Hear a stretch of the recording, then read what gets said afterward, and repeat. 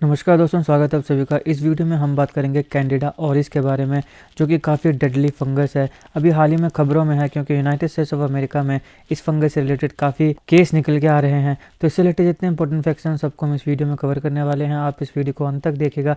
Channel पर नहीं होता सब्सक्राइब अवश्य करिएगा। Politics, technology, GK, geography, science, environment, ecology की तमाम वीडियोज़ के लिए एक बार हमारी प्लेलिस्ट को जरूर चेक करिएगा।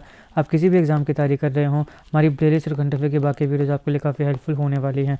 चलिए दोस्तों शुरुआत करते हैं। देखिए, एक डेडली फंगल इन्फेक्शन है कैंडिडा ऑरिस। ये है कैंडिडा ऑरिस, कुछ इस प्रकार से देखती है अंडर माइक्रोस्कोप, और इसके काफ़ी केस हमें देखने को मिल रहे हैं यूनाइटेड स्टेट्स ऑफ अमेरिका में। अब हालांकि ये बीमारी बहुत ही रेयर है, लेकिन ये काफ़ी हैजार्डस हो सकती है, पोटेंशियली हैजार्डस है, यानी इससे काफ़ी डेथ्स भी हो सकती हैं क्योंकि इसका फैटेलिटी रेट बहुत ज़्यादा है। और ये सबसे इंपॉर्टेंट चीज़ ड्रग रेजिस्टेंस है। ड्रग रेजिस्टेंस का मतलब ये है कि अगर कोई एंटी फंगल दवाई भी दे दी जाए तो मैक्सिमम एंटी फंगल जो मेडिकेशंस हैं उनका इसके ऊपर कोई भी असर नहीं होता है, ये उनके लिए रेजिस्टेंट है। और इसकी एबिलिटी है कि जो हेल्थ केयर फैसिलिटीज़ हैं वहाँ पे ये काफ़ी इजीली स्प्रेड हो जाती है। अब कैंडिडा ऑरिस, जिसको हम सी ऑरिस भी कहते हैं, ये काफ़ी सीरियस इन्फेक्शंस को कॉज कर सकती है ब्लड स्ट्रीम में भी और हमारे बॉडी के बाकी पार्ट्स में भी, और इसीलिए इसको काफ़ी सीरियस ग्लोबल हेल्थ थ्रेट की तरह देखा जाता है। सी ऑरिस जो है, जैसे मैंने पहले भी कहा कि जो एंटी फंगल मेडिकेशंस होती हैं उसके लिए काफ़ी रेजिस्टेंट होती है, और इसी कारण की वजह से इसको ट्रीट करना भी काफ़ी डिफिकल्ट हो जाता है। कुछ केसेस में मल्टीपल एंटी फंगल मेडिकेशन देने पड़ती हैं हाई डोजेज में, यानी एक से कोई काम नहीं चलता है। इसको ठीक करने के लिए काफ़ी ज़्यादा एंटी फंगल मेडिकेशन देने पड़ती हैं, तब जाके इन्फेक्शन ट्रीट होती है। अब सी ऑरिस जो है ये हेल्थ केयर फैसिलिटीज़ में काफ़ी स्प्रेड होती है।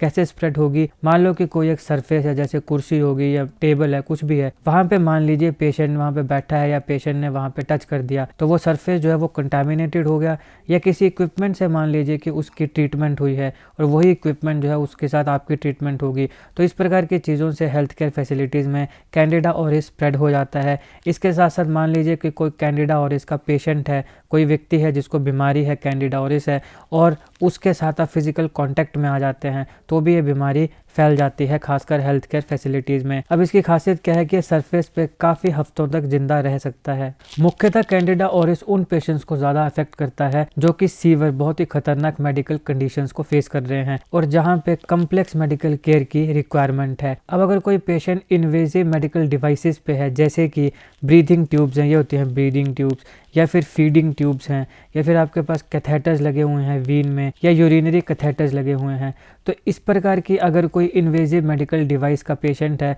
तो वो ज़्यादा प्रोन बन जाता है कैंडिडा ऑरिस बीमारी के लिए। कैंडिडा ऑरिस के इन्फेक्शन की वजह से 3 में से 1 व्यक्ति जो है वो मर जाता है। 1 in 3 patient die due to Candida auris infection. ये बताता है कि इसका काफ़ी हाई फर्टिलिटी रेट है। मुख्यतः ये उन लोगों को इन्फेक्ट करता है जिनका इम्यून सिस्टम बहुत ही ज़्यादा वीक होता है। अगर हम इसके सिम्टम्स की बात करें तो सिम्टम्स डिपेंड करते हैं कि ये जो कैंडिडा ऑरिस की बीमारी है ये बॉडी के कौन से पार्ट में इन्फेक्शन कॉज कर रही है, यानी हमारी बॉडी के जिस पार्ट में इन्फेक्शन कॉज करेगी उस हिसाब से उसके सिम्टम्स जो है वो हमें देखने को मिलेंगे। अगर मान लीजिए ये इन्फेक्शन ब्लड स्ट्रीम में है तो उससे फीवर आएगा, बुखार आएगा और चिल जाएंगे, यानी कि बहुत ज़्यादा ठंड लगेगी, शिवरिंग होगी। अगर ये किसी वूंड में इन्फेक्शन है, जैसे मान लो कोई घाव है और वहाँ पे कैंडिडा ऑरिस की इन्फेक्शन हो जाती है, तो उससे रेडनेस होगी और काफ़ी ज़्यादा दर्द होगी। कैंडिडा ऑरिस जो है वो स्किन को कॉलोनाइज भी कर सकती है, और इवन ज़रूरी नहीं है कि इससे लोग बीमार होंगे। कई बार ऐसा भी होता है कि किसी की स्किन में कैंडिडा ऑरिस है और वो व्यक्ति बीमार नहीं है, मगर क्योंकि उसकी स्किन में कैंडिडा ऑरिस है तो उसकी वजह से वो ट्रांसमिट हो सकता है एक इंडिविजुअल से दूसरे इंडिविजुअल में। तो जिस इंडिविजुअल की स्किन में ये कैंडिडा ऑरिस है उसको भले ही वो बीमारी नहीं हो, लेकिन क्योंकि उसकी स्किन में है तो वहाँ से ये ट्रांसमिट हो सकता है और किसी और व्यक्ति को बीमार कर सकता है। अगर हम इसकी प्रिवेंशन की बात करें तो देखिए, हॉस्पिटल में जो भी कैंडिडा ऑरिस का पेशेंट है उसको प्राइवेट रूम में रखना चाहिए। गाउन्स, ग्लव्स और डिसइंफेक्टेंट जो हैं उसका यूज़ करना चाहिए डॉक्टर्स को और नर्सिस को, ताकि पेशेंट से ये फंगस उन तक ना पहुँच जाए। फिर बार बार सोप से, वाटर से या अल्कोहल बेस्ड जो सैनिटाइज़र होते हैं उनसे अपने हाथ धोने चाहिए बिफोर और after contact with the patient. मतलब पेशेंट के पास जाने से पहले भी और पेशेंट को चेक करने के बाद भी अपने हाथों को सोप से, वाटर से या फिर अल्कोहल बेस्ड सैनिटाइज़र से वॉश करना चाहिए। जैसे ही मान लो कि एक पेशेंट ठीक हो जाता है और वो वहाँ से उसको छुट्टी मिल जाती है, हॉस्पिटल से वो चला जाता है, तो पूरा का पूरा जो रूम है जहाँ पे उस पेशेंट को रखा गया था उस पूरे रूम को डिसइंफेक्टेंट की मदद से क्लीन करना चाहिए, ताकि बाद में जो पेशेंट वहाँ पर आएगा उसको वो बीमारी ना हो जाए है या फिर हेल्थ केयर फैसिलिटी में जो काम कर रहे हैं, डॉक्टर हैं, नर्सें हैं, सफाई कर्मचारी हैं, उन बेचारों में से किसी को कोई बीमारी ना हो जाए।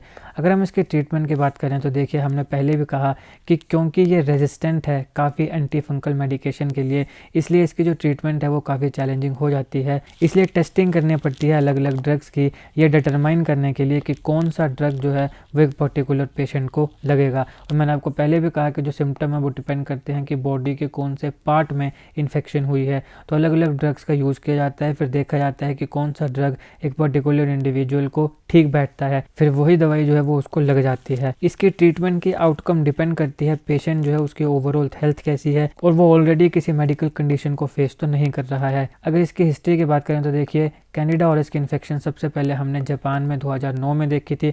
उसके बाद ये पूरी दुनिया में 40 से ज़्यादा देशों में स्प्रेड हो चुका है। अभी हाल ही में इसके इन्फेक्शन के जो केस हैं वो काफ़ी ज़्यादा इंक्रीज़ हुए हैं। अब क्योंकि हेल्थ केयर सेटिंग्स में ये बहुत जल्दी स्प्रेड हो जाता है और जैसे मैंने कहा कि सरफेस में ये काफ़ी समय तक रह लेता है, इसको कुछ फ़र्क नहीं पड़ता, तो इसकी वजह से इसको कंट्रोल करना काफ़ी मुश्किल हो जाता है। तो इम्प्रूव इन्फेक्शन प्रिवेंशन जो हमने पहले देखी, उनका यूज़ करना काफ़ी इंपॉर्टेंट है इसके ट्रांसमिशन को रोकने के लिए। ये था इसका एनालिसिस। ये आपसे सवाल पूछा जा सकता है कि हाल ही में कैंडिडा ऑरिस के बहुत ज़्यादा केस देखने को मिले, बताइए कौन से देश में? तो यूएसए में देखने को मिले। कैंडिडा ऑरिस है क्या, ये एक फंगस है? ये भी आपसे सवाल पूछा जा सकता है। सारे इंपॉर्टेंट फैक्ट्स को मैंने इस वीडियो में कवर किया है। अगर आपको वीडियो अच्छी लगे तो लाइक करिएगा, शेयर करिएगा। Politics, economy, GK, geography, science, environment, technology के तमाम वीडियोस के लिए हमारी प्लेलिस्ट को जरूर चेक करिएगा। आप किसी भी एग्जाम की तैयारी कर रहे हो, हमारी प्लेलिस्ट और करंट अफेयर के बाकी वीडियोस को देख के आपको काफ़ी हेल्प मिलने वाली है, इसलिए समय निकाल के हमारे चैनल को जरूर चेक करिएगा। जीके, करंट अफेयर और जीके टिक्स के ऐसी वीडियोस के लिए हमारे चैनल को सब्सक्राइब करिएगा। आपका बहुत बहुत धन्यवाद।